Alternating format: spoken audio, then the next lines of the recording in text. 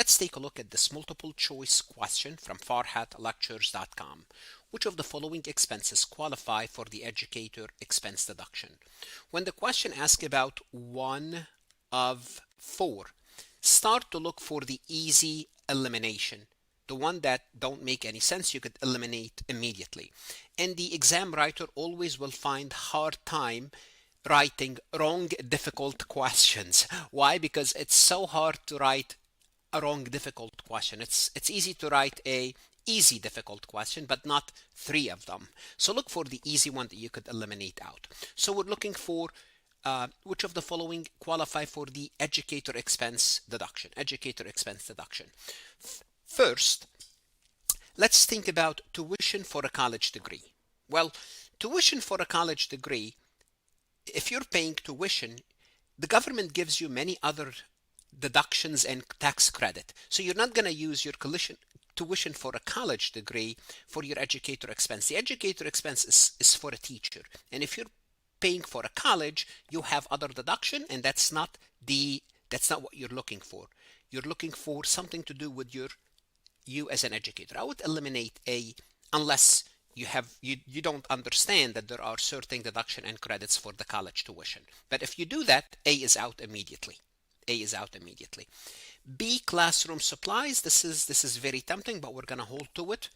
Personal computer unrelated to teaching. No, notice it's unrelated to teaching, take it out. So what they're trying to confuse you with is personal computer, you could use it for anything. No, it's unrelated to teaching, C is out.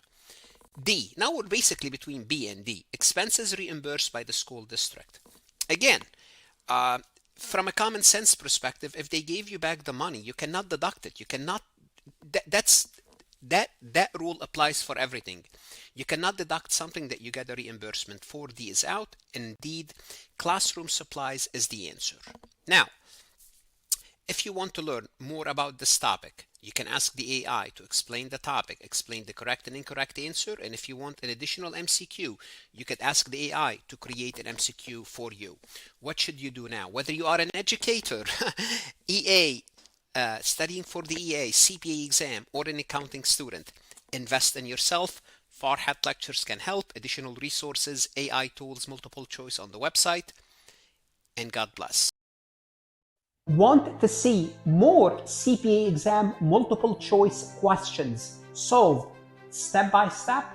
At farhatlectures.com, you will get hundreds of video solved MCQs step by step, including previously released AI CPA questions, previously released AI CPA simulation, in-depth lectures and resources to prepare for the CPA exam, AI tools that's going to help you study smarter, not harder, CPA exam podcast lessons where you can learn on the go. And also you will get the personal guidance of support of Farhat and his team. If you are serious about passing the CPA exam, this is your next step. Visit the website farhatlectures.com, start your free trial, and I hope to see you on the website.